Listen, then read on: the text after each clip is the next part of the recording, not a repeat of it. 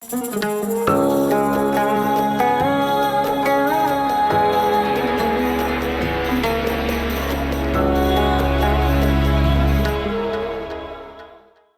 לי אלברט אגאי, הכינוי שלי זה ברטי. ברטי שם חיבה של אלברט, קיצור של אלברט. בלבנון השתמשו בשם ברטי. נולדתי בלבנון, בביירות, בשנת 1967, 18 לינואר. שם משפחה זה אגאי, ובלבנון קראו לנו עג'מי, על שם סבא שלי, שעלה מפרס, הוא עלה מעג'ם, עג'ם פרס, זה קוראים לו עג'ם, אז קראו לנו עג'מי. זאת אומרת, בלבנון קראו לנו משפחת עג'מי, אבל המקור הוא בעצם אגאי. ובגלל שסבא הגיע מפרס, אז בעצם יש לך גם פספורט. נכון, עלינו בלבנון, ואז היה לנו דרכון פרסי, כי להיות הדרכון הפרסי הקנה בימי תקופת השאה עד 78, 79, שהשאה היה עדיין בשלטון, אז הקנה לכל העולם, זכינו פה בגלל סבא שלי ואבא שלי וזה עבר זה נתן לנו לצאת לכל מיני, היה פתוח לנו העולם בלי ויזות, וזה נתן לנו מה שנקרא חסות פרסית, אז בזמנו היה משהו זה. תרצה להראות לנו את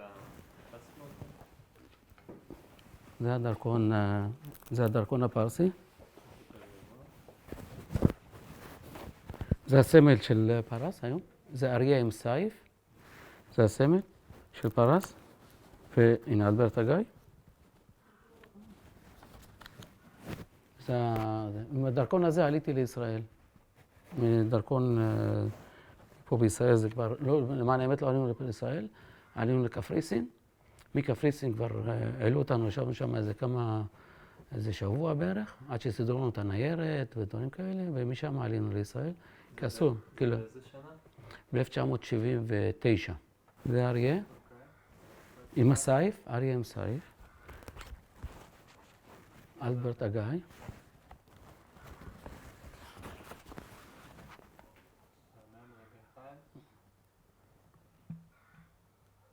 אבל אני רוצה עוד רגע להישאר בלבנון, עוד לפני שכל הדברים התפתחו.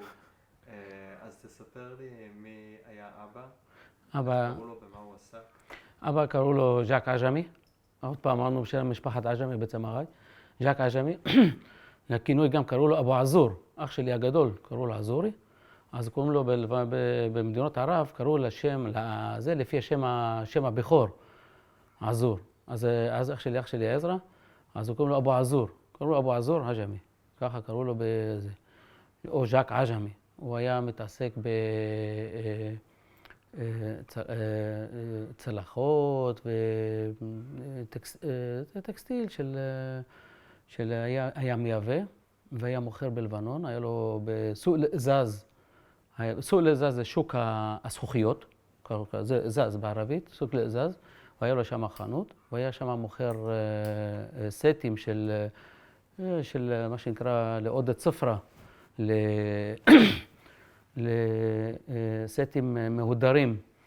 היו באים אליו מסעודיה ומכווית וקטר, היו הולכים שם ללבנון, כשהיו מסתובבים שם מטיילים, היו עושים שם חופשים, והיו קונים ממנו סטים, היה מביא סטים מהודרים, שעליהם היה גם חורט את השם שלו, וגם את הסמל של אותו שדיברנו על הסמל של האריה עם הסייף, שם קראו לו G.A, ז'אק אגאי, שם היה חורט עליו את השם שלו, וככה הוא היה מוכר אותם. היה לו מין מרקה כזאת, מותג, בדיוק, מותג.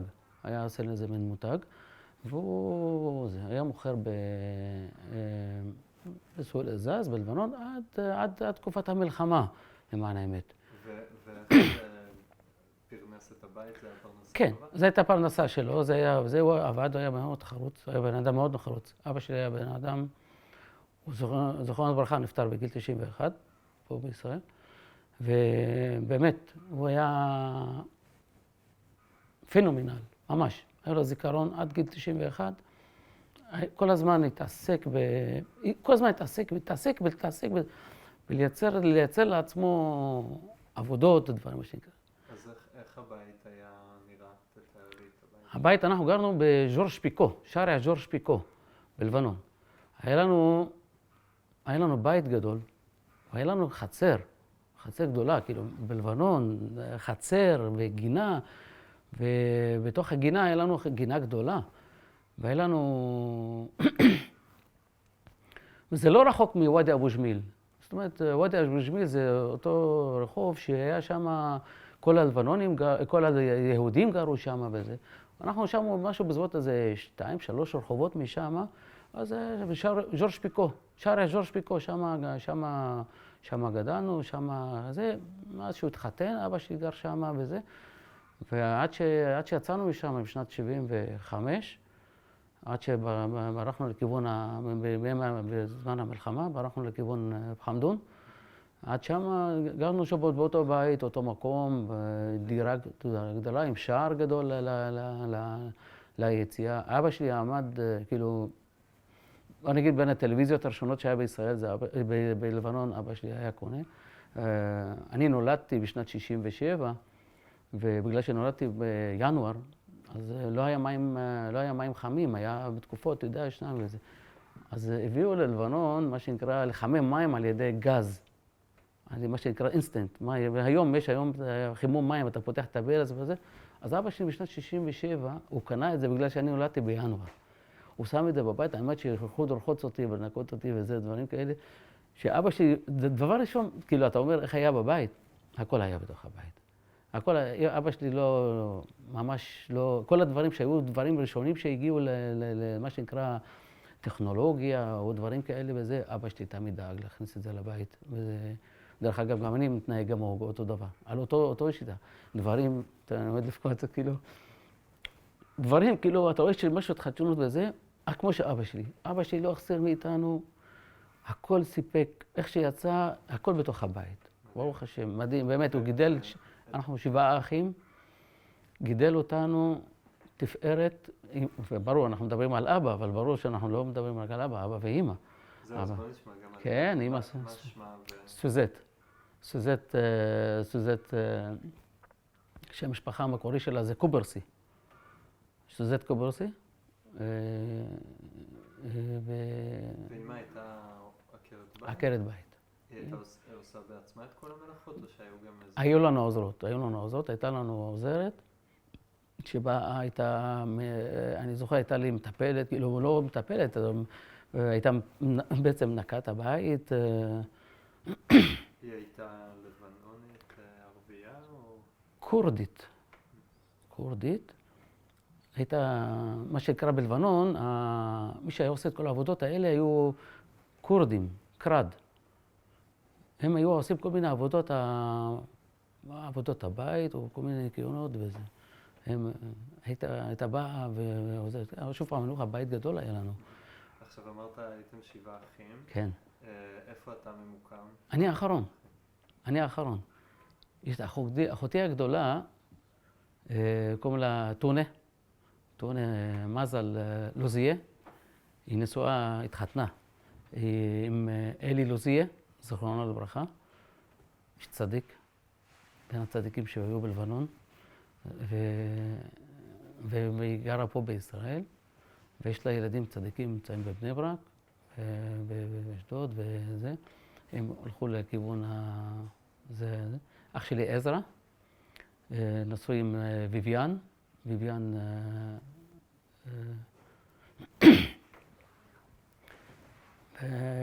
הוא היה באנגליה, נסע לאנגליה, מלבנון, בימי תקופת המלחמה, נסע לאנגליה, הוא בא לפה עכשיו לארץ לפני כמה שנים, עשה עלייה. כל הזמן הזה היה בלבנון, היה באנגליה. אח שלי יצחק, רב בבני ברק, נשוי עם רחל חדד. הוא עזב את לבנון בגיל 16. בא לאבא שלי, אומר לו, אבא, אני רוצה ללכת להיות דתי. בלבנון אתה יכול לעשות מה שאתה רוצה, אתה יכול גם להיות דתי. הוא אומר לו, אני רוצה ללכת להיות דתי. הוא עזב את לבנון, נסע לגייטסט באנגליה, אחר כך נסע לאקס-לבן, בישיבות. נסע לאקס-לבן בצרפת, והוא עלה לישראל. ומאז זה... הוא הראשון בעצם? שעלה לישראל. כן, הוא הראשון שעלה לישראל. הוא הגיע אליי, רק אמרו לו, כשהוא היה בישיבות, אמרו לו, תבוא ללבנון, נולד לך אח, שזה אני. הוא הגיע ללבנון, הוא ראה אותי, ואז לא ראיתי אותו, רק שמעתי עליו שיש לי אח, כי הוא נסע לישראל, ולא ראינו אותו. עד שהגעת לארץ. עד שהגענו לארץ, לא, הייתה עוד איזה היינו, אחר כך נספר לך, כשהיינו נוסעים מישראל, היו נוסעים לקפריסין, זה 2 מפגשים היו כאלה, נוסעים מישראל לקפריסין, אלה המשפחה, ואנחנו מלבנון נוסעים לקפריסין, ונפגשים שם באיזשהו בית מלון אחד, ונפגשים, מכירים וזה ודברים כאלה, ואחר כך נפרדים. היו יושבים שם, אני חושב, איזה שבוע או שבועיים. אני זוכר כמה תמונות מזה, שישבתי על הברכיים של סבא שלי, ודברים כאלה, מין ככה זכור לי משהו מעומם לי טיפה. היינו יושבים בלרנקה בקפריסין, ונוסעים חזרה. היה איזה 2 מפגשים כאלה. ועד שבאנו לישראל, כשבאנו לישראל בשנת 79, אז נפגשנו אצלו, כן, ואיך הגענו לבני ברק. ותגיד, דיברת על הוא רצה ללכת להיות דתי. כן. מה היה האופי של המשפחה מבחינה דתית בבית? מסורתי. אנחנו תמיד אנחנו אנשים מסורתיים, לבנונים כעיקרון, ואנשים שומרי מסורת. הם תמיד יש להם את הזיקה לדת. תתאר לי למשל שבת, שומרים הכל או שומרים דברים מסוימים? לא זוכר את התקופה הקודמת, מה שאתה מדבר על התקופות הקודמות. אצלנו, בתקופה שלי, תמיד שמרנו על הכל. שבת הייתה שבת, זה דבר כזה. לא נוסעים, לא... בתקופה שלי לא, אולי בתקופה הקודמת, שאני לא זוכר אותה, או משהו כזה, כמה ששומע ציפורים, דברים כאלה, זה היה משהו אחר. הולכים לבית כנסת, בטוח, בשבת הולכים לבית כנסת, מגן אברהם, ואחר כך היינו הולכים אני לא זוכר את התקופה מלבנון בעצמה, בביירות עצמו, וזה תקופות האחים שלי וזה. וכמה שאני יודע, שבכל אופן מה שאני יודע, שאבא שלי היה תמיד, כל הזמן, הייתה לו זיקה לדת. מה עוד שאבא שלי, על פי סיפורים, שהיו באים מיסיונרים, היו באים מיסיונרים, והיו באים לדבר עם היהודים, והיו מדברים עם הילדים, והיו הרבה התנגשויות בצורה כזאת, שהיו באים מיסיונרים, מדברים עם היהודים, אז היו הולכים קוראים לאבא שלי. אישה אומרת, לכו תקראו לאבו עזור. אבא שלי היה מאוד ידען, על פי מה שהוא סיפר לי אז בזמנו, שהגיע פה לישראל, שלחו אותו לישראל, הוא הגיע לירושלים בשום מקום, ולמד איך הוא יכול להתמודד עם המיסיונרים שבאים להכניס לנו כל מיני דת זרה. ואבא שלי היה מאוד חריף בקטע הזה. ואיך שהיה קורה דבר כזה, היה ישר מקפיצים אותו. הוא היה מגיע והיה מתנגח איתם. והמון סיפורים על איך שהוא העמיד, אני יודע חמי לבנוני, חמי עבדו עבוד, שהוא סיפר לי, הם היו אחים. מה זה אחים? גם אבא שלי היה מה שנקרא, תכף נזכור, הבונים החופשיים. שמעת על הבונים החופשיים? אז אבא שלי היה מהבונים החופשיים. וגם חמי היה מהבונים החופשיים. וגם אח שלי עזרא מהבונים החופשיים. והבונים החופשיים, אם אתה יודע מה זה, זה הייתה מין, אתה יודע, עזרה לזולת ועזרה אחד לשני, והיו נפגשים. זה נתן לנו, אני חושב שנתן לנו, אני חושב גם הרבה לבנונים ויהודים, היו בתוך הבונים החופשיים, כמה שזכור לי. שנתן להם להתמצות בלבנון, אתה יודע, אם צריך משהו, עזרה או דברים כאלה, כי גם המוסלמים וגם הנוצרים היו גם בתוך הבונים החופשיים. והיו מעלי דרגה, מעלי מדרגה, אתה יודע, אתה רוצה לדבר עם מישהו ודברים כאלה, להגיע אליו וזה. זו הייתה דרך שלך להגיע ולדבר איתו. הייתה דרך הבונים החופשיים שהיו מושבעים, היו נשבעים אחד לשני.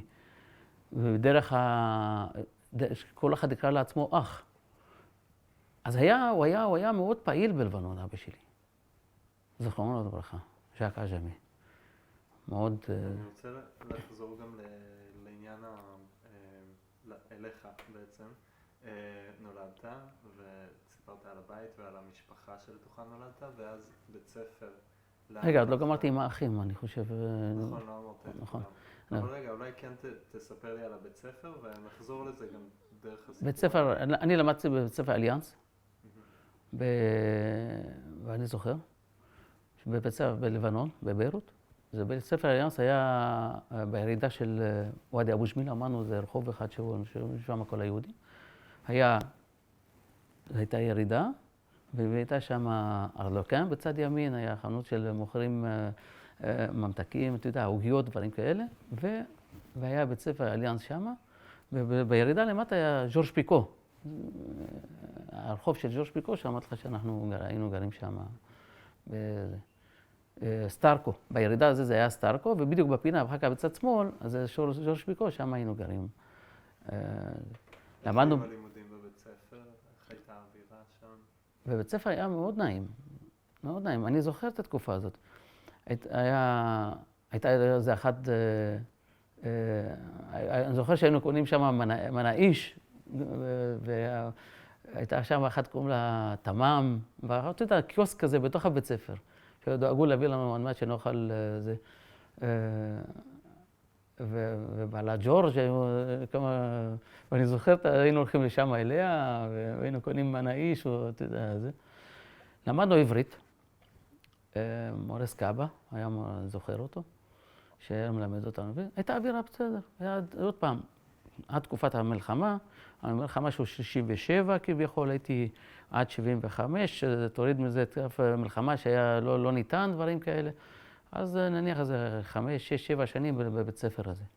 זה מה שלמדנו, זה מה שלמדתי שם, בבית ספר אליאנס. אחים שלי למדו בבית ספר אליאנס. אני זוכר פורים, היינו עושים פורים שם, היינו באים להביא את החופושת הכי יפה בפורים. ואז אני למשל, והיה אולם, ואני זוכר את זה, אח שלי מעצב אופנה, אח שלי אדו, מעצב אופנה. והוא עשה לי בגדים של ג'וקר. והלכנו, וגם שם עליי פלקט, שכתוב עליו ג'וקר, ואז הלכתי כג'וקר. בין אחותי זה ציון, הלבישו אותו, וגם אותו דבר, עשו אותו ואלה זה נסיך. גם הוא, זה, שמנו קלף. הייתה בוואדי אבו ג'מיל, הייתה שם איזה אחת מטבעה, גם אני זוכר את זה. הייתה מטבעה שם, עושים דפוס, בית דפוס. ומשם הלכנו והבאנו את הקרטונים האלה, אתה יודע, לעמוד ולצייר, וציירנו, והלכנו לבית ספר, לאליאנס. אני ג'וקר וציון לבוש ואלה. זו הייתה שנה אחת. עוד שנה אחת לבשתי, אני רואה, וציון היה הצאן. הלביש אותנו יחד, אתה יודע, אני ובן אחותי הבדל כמה שנים. כי אחותי... זכיתם? זכיתם בתחרות? לפי מה שאחותי מספרת לי, אומרת לי, וכולם צעקו מלמטה בעולם, בוא אנחנו צריכים אותך בקלפים, לא למעלה על הבמה, בתור ג'וקר. אנחנו צריכים אותך פה בקלפים, לא על... אומר, התחיל לצעוק לך, תראה. בקלפים האמיתיים. בקלפים האמיתיים, ולא בתוך תחפושת של פורים. כן, האווירה הייתה מאוד נחמדה, ולא... אנחנו... בלבנון היה בסדר גמור. הייתם אחרי הבית ספר, הייתם גם יוצאים ומסתובבים בעיר בעצמכם, או שזה היה רק בית ספר ובבית? אני זוכר את עצמי מסתובב. שוב פעם, אני מדבר לך כאילו אני גיל 7, אני זוכר את עצמי, 7, 8, זה לא... אני זוכר את עצמי מסתובב. היינו הולכים לוואדי אבו ג'מיל, הייתנו עלייה למעלה, הייתה למעלה איזה כנסייה, אחר כך פונה שמאלה, בירידה היינו הולכים. כן, לא היה לנו פחד, לא הייתה עוינות כלפי יהודים. כלפי הציונות כן, לא אהבו את הציונות. היהודים לא הייתה להם שום בעיה איתם, הפוך. היה לנו בסדר איתם, אנחנו, גם היום כשאתה בא מדבר עם אדם, תשמע, אני יהודי. כל זמן שאתה לא אומר לו, אני ציוני, אתה יהודי, הכל בסדר, היה לנו אצלנו בבנו. לא הייתה בעיה בכלל. אבא שלי העסיק ערבים, כילד היו גם חברויות עם ילדים ערבים, או בעיקר יהודים עם יהודים? כן, כן, כן, כן, כן.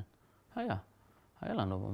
אני בתור, עוד פעם, שוב, בגיל שלי, הוא מאוד צעיר לבוא להגיד שהייתי יכול, אמא שלי הייתה מרשה לי לצאת, או ללכת, להתחבר בזה. אבל כן, כן, לא הייתה בעיה, לא הייתה...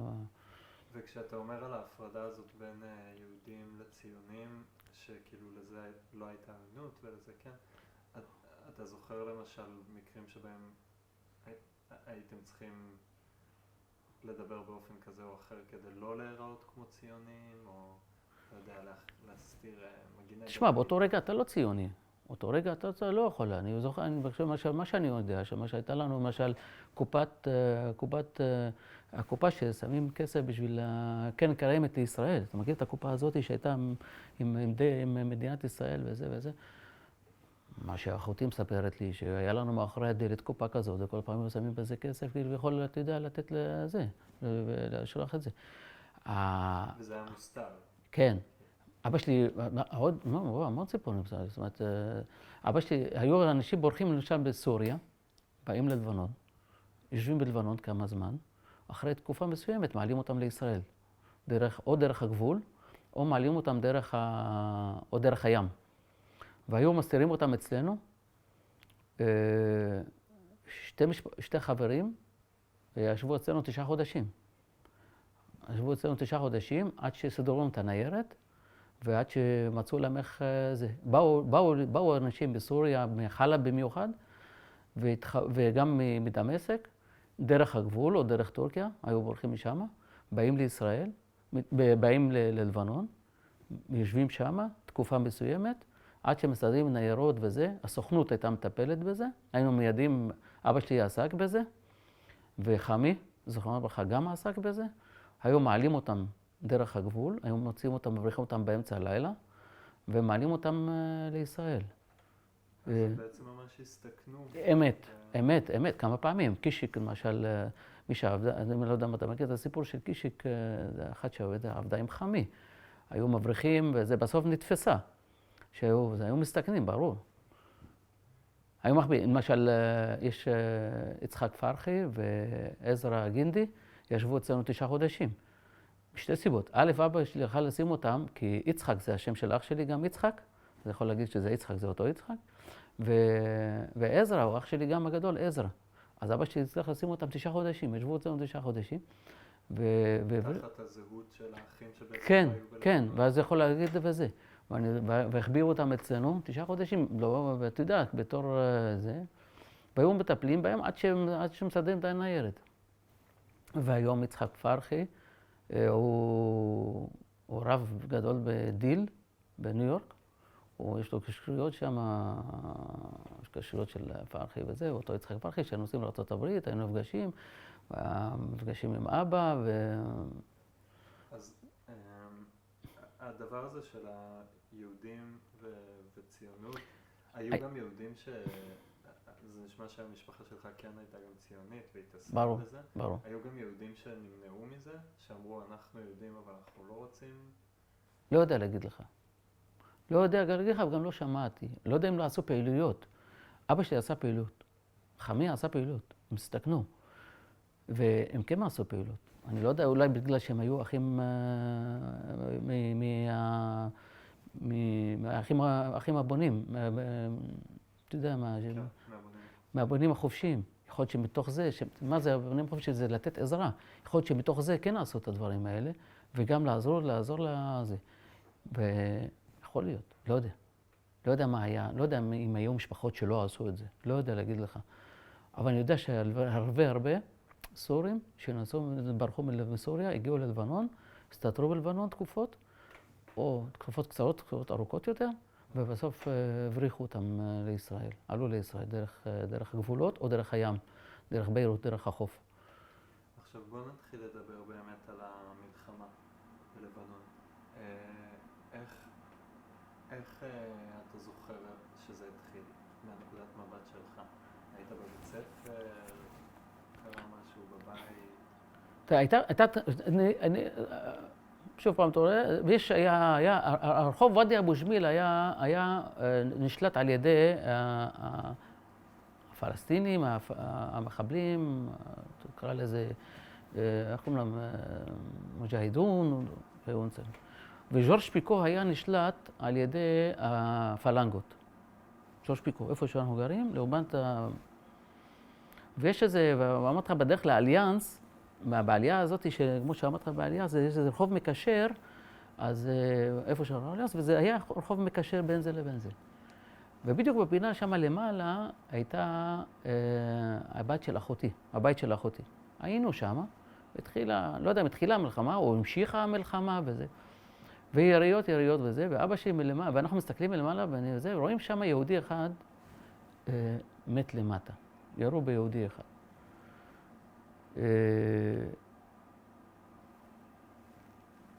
פגשנו את המשפחה שלו פה בישראל. והוא היה יושב למטה, ראינו אותו כל השבת, הוא למטה 3 ימים. כי פחדו לצאת.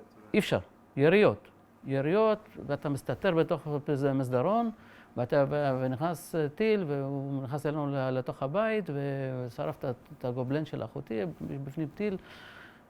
ויריות, ואמרו, אם ככה זה היה לפני זה, אז יום שישי אמרו נעשה הפסקה.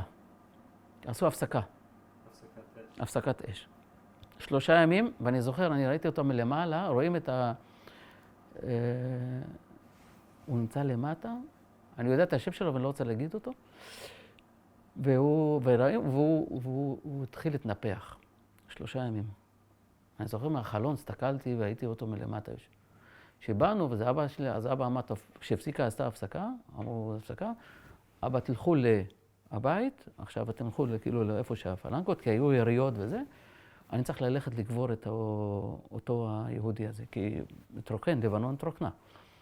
אבא שלי הזמין עוד איזה מישהו שבא איתו עם האוטו, יהיה גם יהודי, והוא פותח את הבגאז' ומכניסים את אותו אבו רפול, מכניסים אותו לתוך הבגאז' בשביל לקחת אותו לגבורה. ונפתחה אש עוד פעם, מכיוון הפלנגות, והתחילו לירות, ואבא שלי נשכב על הנפטר,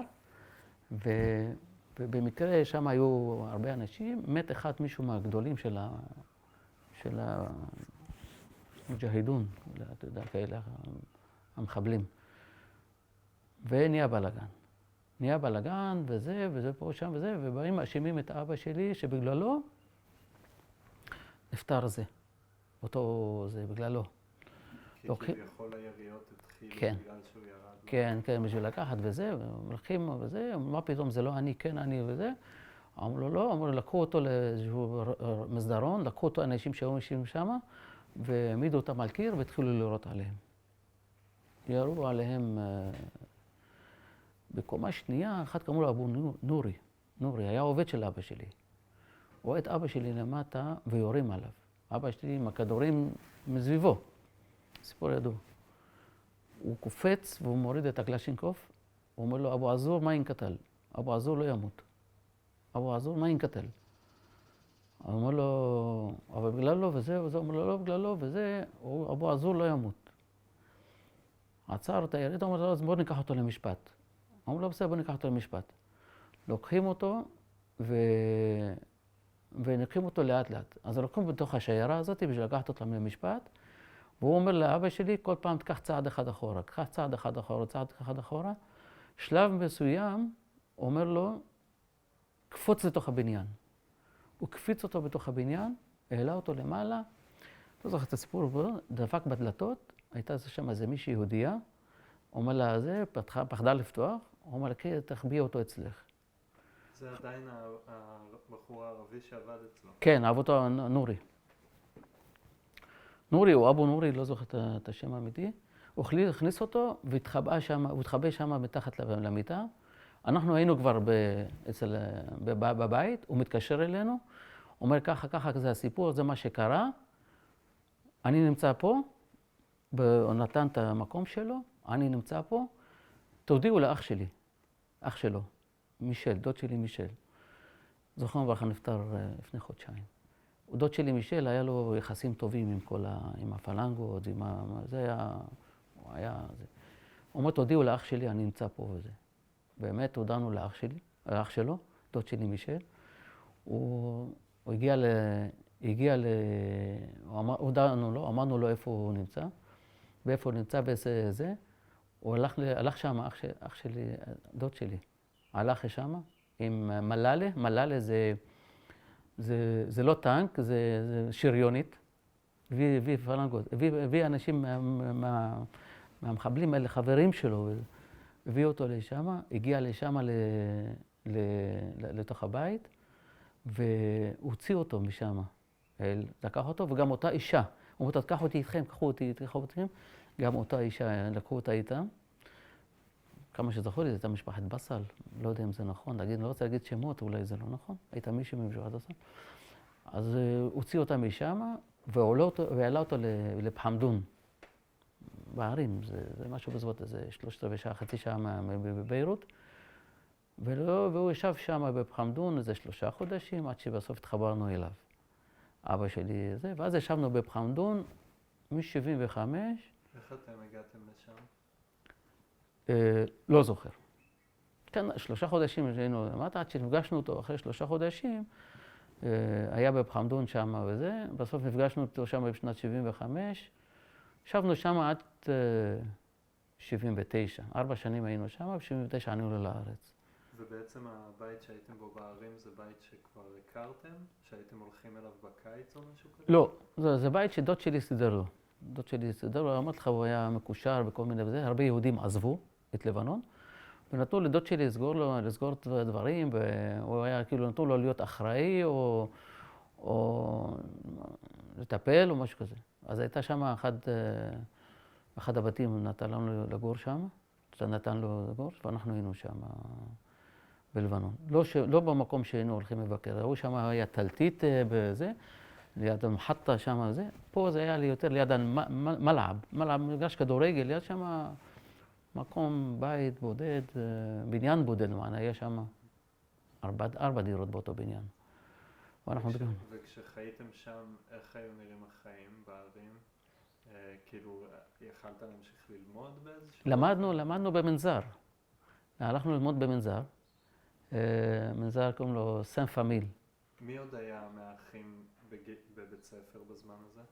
אח שלי ג'ו, אחותי בתיה, היא לימדה, הייתה גננת אחותי בתיה. אחותי טונה הגדולה, שאמרתי לך, אז היא הייתה אחראית שם על הבית ספר מבחינה זה. למרות שזה היה מנזר, אבל אנחנו היינו יהודים, בהתחלה, והיו כמרים, אתה יודע, כמרים ואחות, סר, אחות, היא היה מורה, נכנסת בשחור, סר, זה,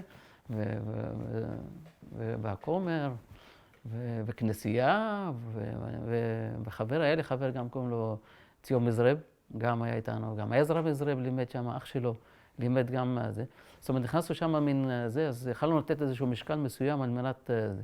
בהתחלה כן היינו הולכים לכנסייה, היינו נכנסים שם, נעמדים וזה, עד שגומרים תתפלל, היינו אותו דבר, היינו חופשים, חלוק. ממש מתנהגים כמו הילדים הנוצרים?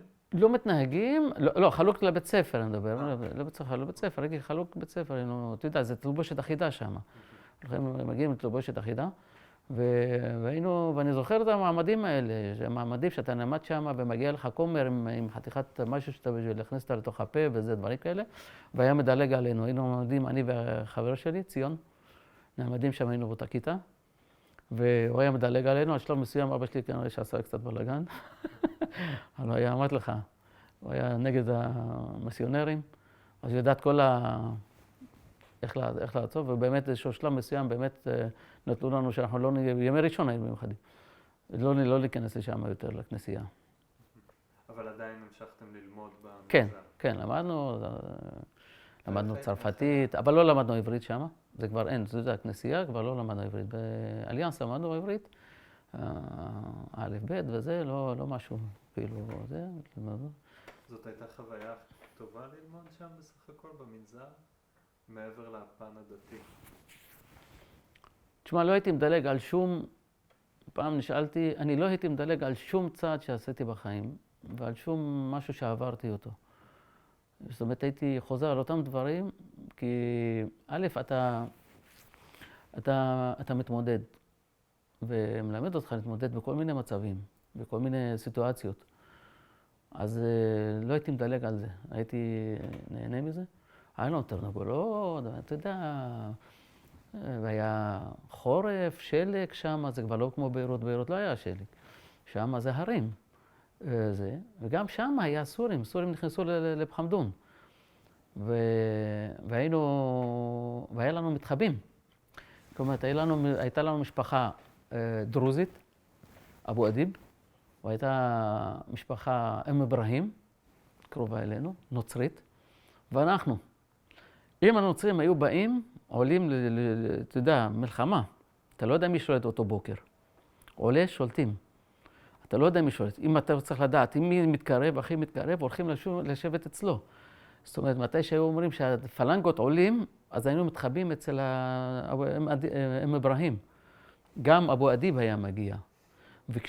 והיה מגיעים הסורים, זה דרוזים והעמל וכל אלה, אז הולכים מתחבים אצל הדרוזי למעלה, וגם היא הייתה באה איתנו לשם. זאת אומרת, כשנכנסים, אלה משלנו, אלה משלנו.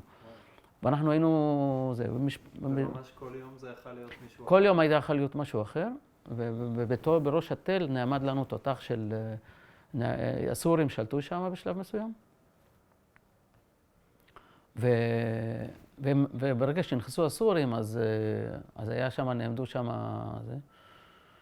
אבל עיקר המלחמה הייתה בין הפלנגות לבין הפלסטינים. אבל סורים נכנסה, ראתה שיש בלגן, אז רצתה להשתלט. השתלטה בסופו של דבר היום בעצם. סוריה נכנסה... היא כביכול נכנסה לעשות סדר, אבל התיישבה שם הרבה שנים.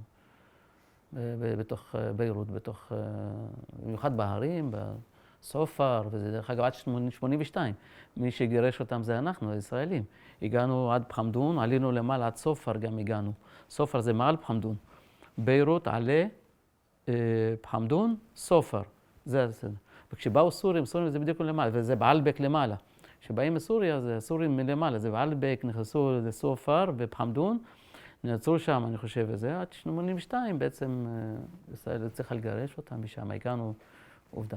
ודרך אגב, בשנת 82, הישראלים העלו את אחותי הייתה בבחמדון, שנכנסו הסורים, שנכנסה ישראל בשנות 82, שנכנסה במלחמה, הגיעו לנו עד בחמדון, ופגשו את זה, מישהו אמר, יש פה יהודים. פגשו את גיסי, היה שם,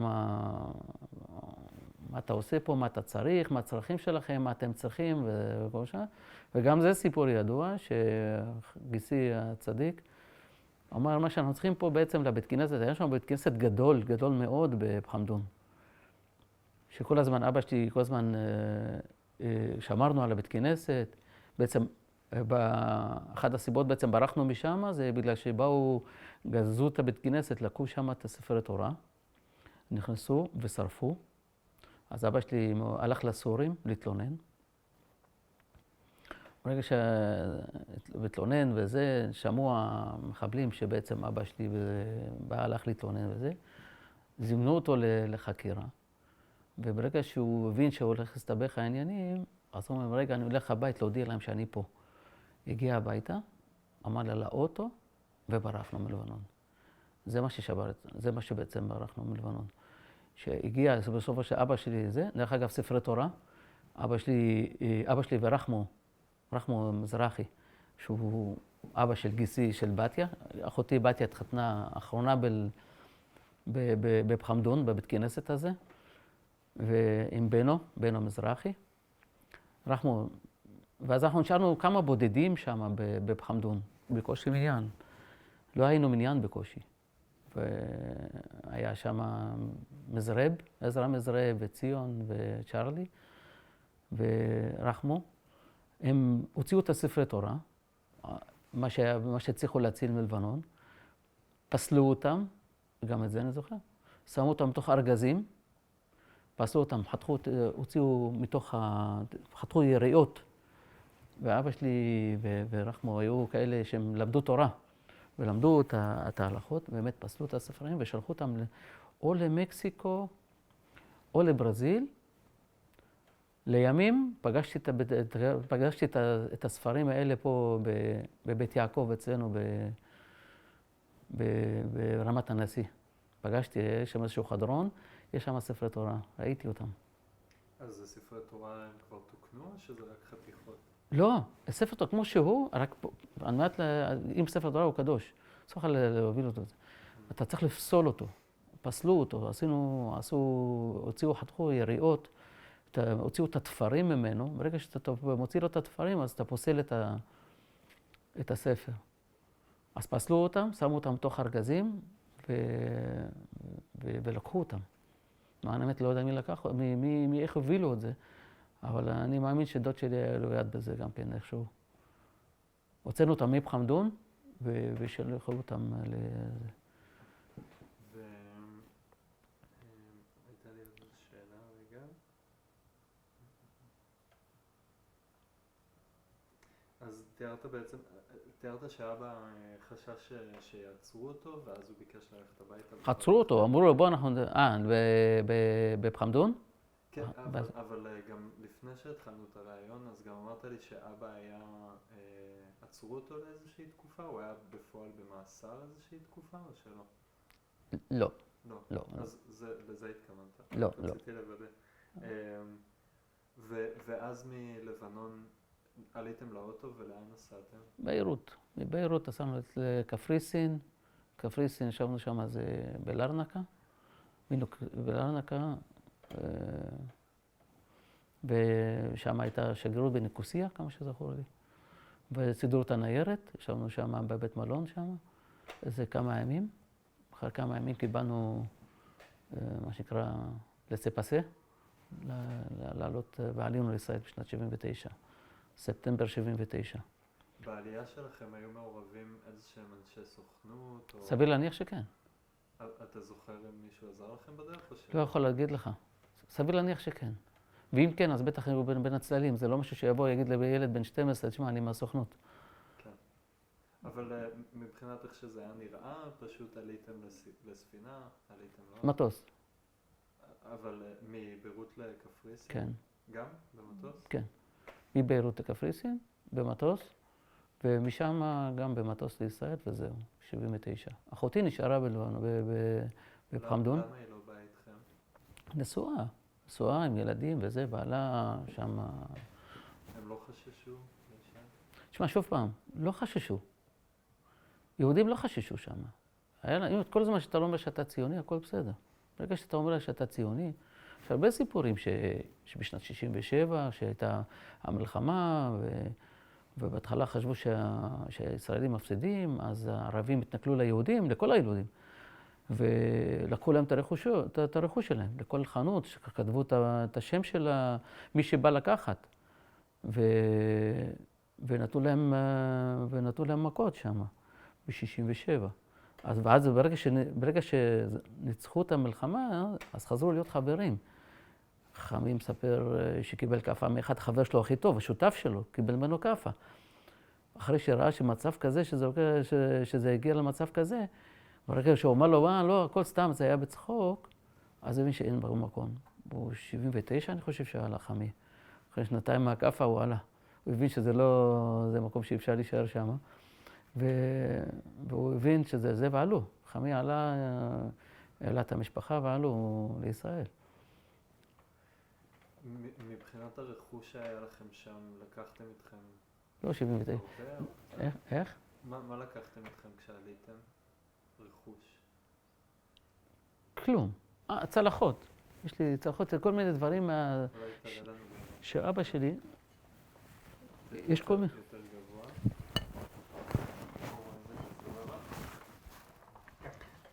דיברנו על אבא שלי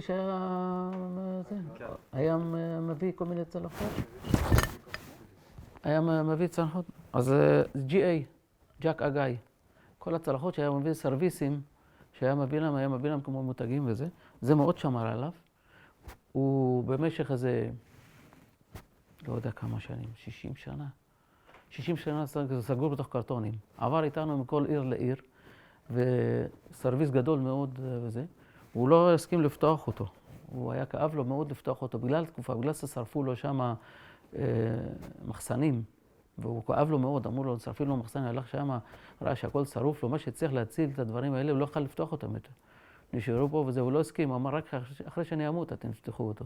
ובאמת פתחנו את הסרוויסים האלה אחרי שנפטר, הוא לא הסכים לפתוח. פתחנו אותו וחילקנו אותו בין האחים. יש כל מיני, זה לקח צלחות, זה לקח כובע, זה הסט. שאבא שלי החל לעצמו לשים אותו בתוך הבית שלו, אבל היה סגור במשך 60, 70 שנה. ממש. יפה.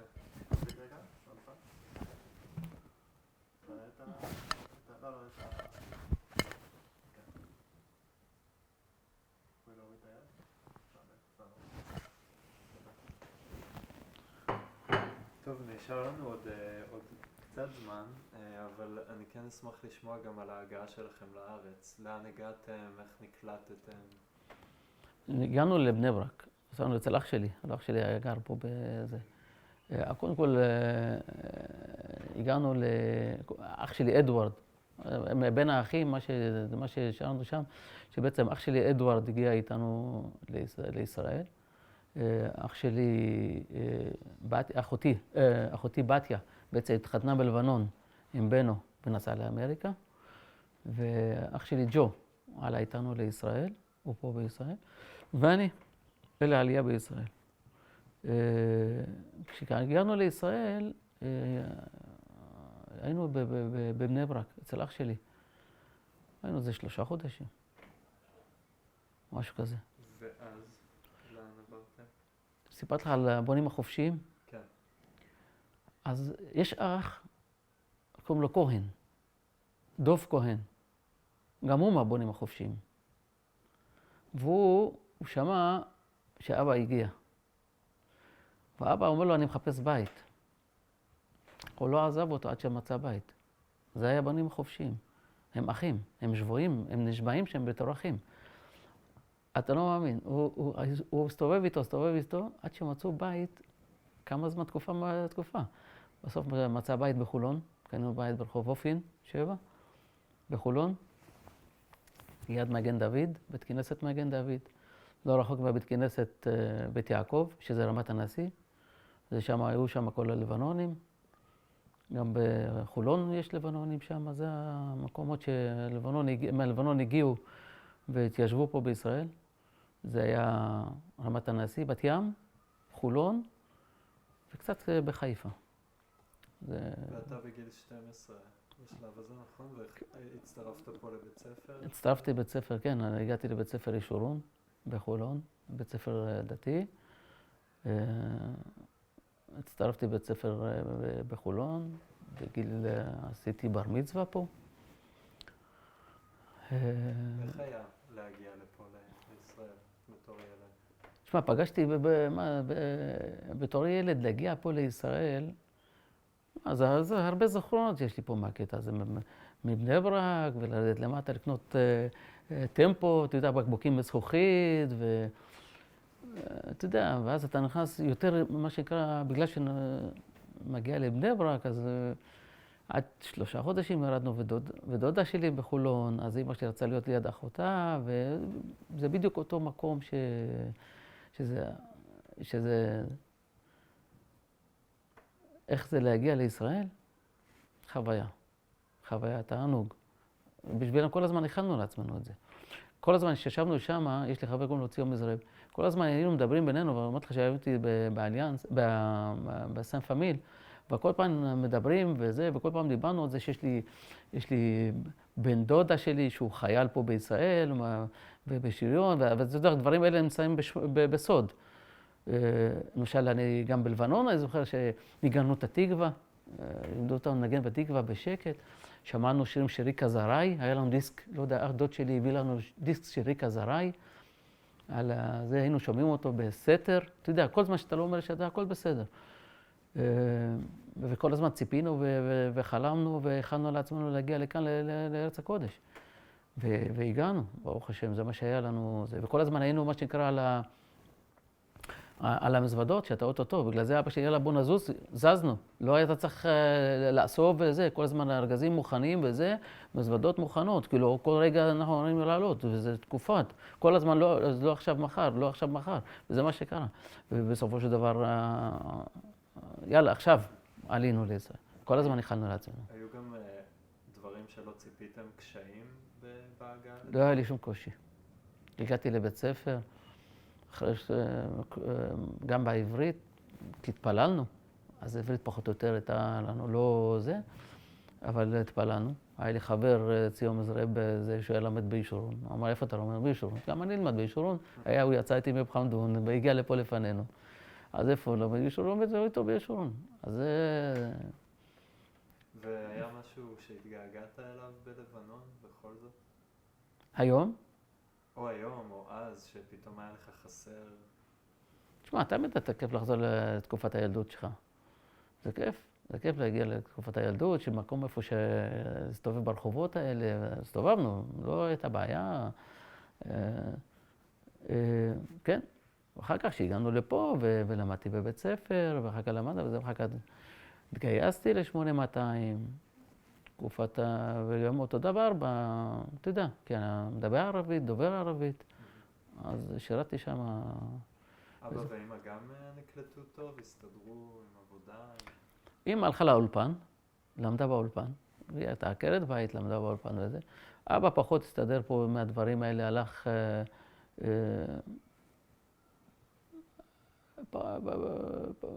בסדר, הוא הלך להיות משגיח כשרות באיזשהו שלב מסוים. ואתה יודע, זה קשה מאוד לבן אדם מבוגר להגיע לפה לישראל ולהתחיל להתאקלם. אני רואה את זה. אבל היות והם דיברו והתפללו, אז העברית הייתה טובה מאוד לאבא שלי. אמא שלי למדה באולפן והייתה קוראת העיתון השער, למדה, היה פעם עיתון שער מנוקד. עיתון, ואני הייתי עושה לה את המנוי. כל שנה הייתי עושה, כל פעם היה מגיע שבועי, עיתון שבועי, והוא מנוקד, והייתי קונה לה אותו, ואחר כך עשיתי לה מנוי, עד שהפסיקו את העיתון הזה. והיא הייתה קוראת שם, הייתה מתעניינת, והייתה מאוד אינטלקטואלית, הייתה מתעניינת מאוד בזה. הייתה קוראת הרבה. צרפתית, למדנו צרפתית, דיברנו צרפתית, ערבית, דיברנו ערבית. בבית הייתם מדברים בעיקר ערבית? ערבית. ערבית, אבל הלבנונים, יש לא יודע מה שאתם, הם מדברים בכל השפות ביחד עם כל הזמן. אתה מדבר ופתאום זורקת לך מילה בצרפתית, או איזושהי מילה גם בעברית היום וגם בישראל, אז הכל מהכל. זאת אומרת, אתה צריך לדעת כל השפות, על מנת לנהל שיחה עם בן אדם לבנוני. מבוגר, אתה צריך לדעת את כל השפות. כן, אני שומע את זה מהרבה לבנונים, שמערבבים את כל... נכון, מערבבים את כל השפות. מה שיצא מהפה באותו רגע, גם אני לפעמים יוצא לי... מה שיוצא לך באותו רגע, אתה אומר, לא חשוב באיזה שפה היא, אתה אומר אותה. גם אנגלית לפעמים? גם אנגלית, המבוגרים כן באנגלית יותר. כן, גם אנגלית, לא כל כך, יותר צרפתית, ערבית רץ, ועברית היום זה כן מדברים איתם ביחד. טוב, הזמן רץ ואנחנו כבר מגיעים לסוף הרעיון. אני רוצה לשאול אותך שאלה שאני שואל בסוף כל שיחה, שזה כשאתה מסתכל על כל המסע שלך והסיפור חיים, איזה תובנה או מסר יש שהיית רוצה למסור גם לדורות הבאים שאולי יצפו ברעיון הזה? מאיזה בחינה?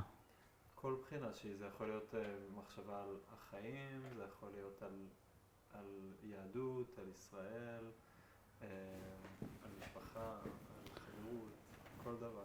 תשמע, מה שמחזיק אותנו, מה שהחזיק את עם ישראל במשך דורות, זה בעצם היהדות, ומה שהחזיק את היהדות זה בעצם הדת. זה דבר שהוא, בלי זה בעצם אתה לא יכול לאבד את הזהות שלך, וראיתי את זה. אני פוגש אנשים שאיבדו את הזהות שלהם, נמצאים בחו"ל, אנשים שהיו איתנו בלבנון, ודברים כאלה. אם אתה לא נצמד לאיזשהו,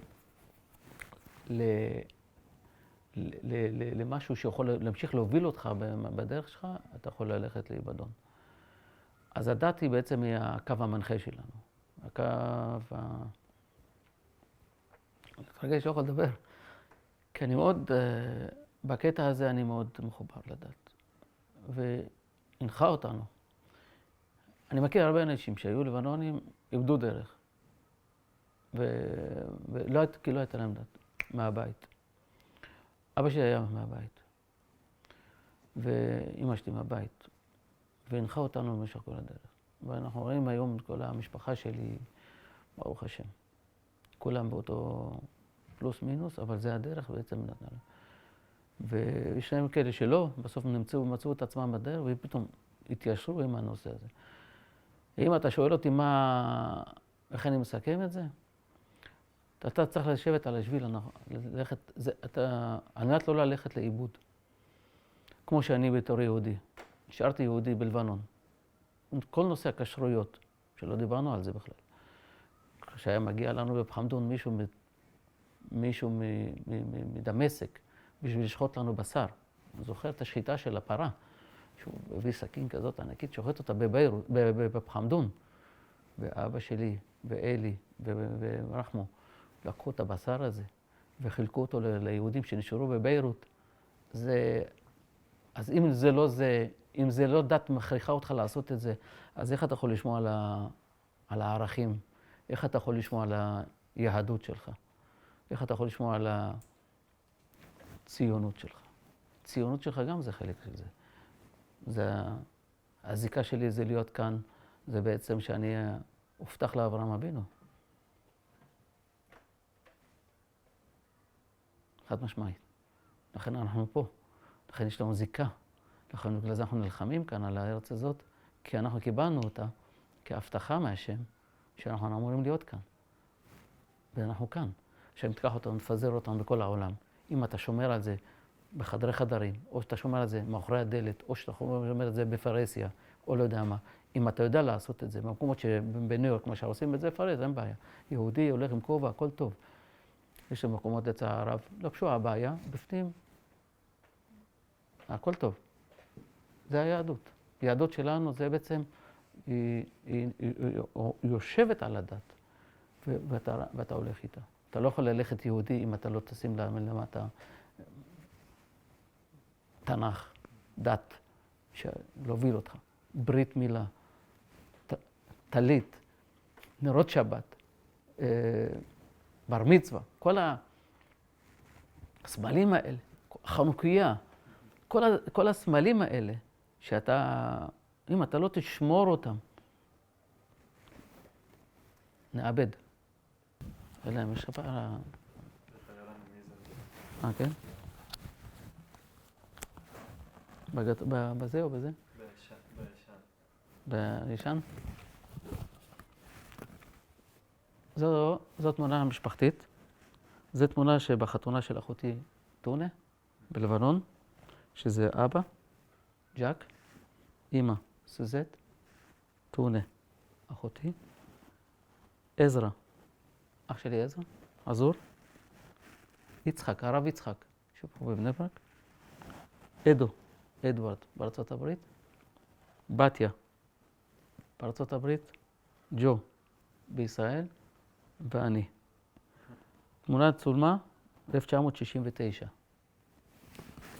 זאת צולמה אחרי שנים, זה כמעט התמונה הראשונה שנפגשנו שוב פעם כל האחים ועם המשפחה, בבר מצווה של הבן שלי, פה, לעשות חשבון, לפני זה 15 שנה, אחרי שנפגשנו עוד פעם, כל האחים ביחד, שוב פעם, והעמדנו תמונה כמעט, זה אבא, ג'ק, סוזט, מזל, טונה, עזור, עזרא, יצחק, אדוארד, בתיה, ג'ו, ברטי. אחרי תקופה נפגשנו שוב פעם, תראה מה זה להתפזר בכל העולם, וכל אחד נסע לאנגליה, נסע לארצות הברית, בישראל, כל פעם הייתה תקופה משהו אחר, עד שבסופו של דבר נפגשנו פה. נסע לישראל פה, עוד לפני תקופה, זו המשפחה, התפארת שלנו, משפחת אגאי. להסביר שוב בתמונה הישנה רק, אז לעבור צרפת. זאת תמונה מ-1969, החתונה של אחותי. אבא, ז'אק עג'מי, אמא, סוזט עג'מי, למשפחת קוברסי. אח שלי עזור, אחותי, מזל, טונה, שנשואה לאלי לוזיה. אח שלי עזרא, נשוי לביביאן ארזי. אח שלי יצחק, נשוי לרחל חדד, פה בישראל. אח שלי אדוארד, נשוי למרגר זטונה. אחותי בתיה, בארצות הברית, נשואה לבנו מזרחי. אח שלי ג'ו, פה בישראל, נשוי לסוזי בכר. ואני, אלברט ברטי, נשוי לדליה עבוד.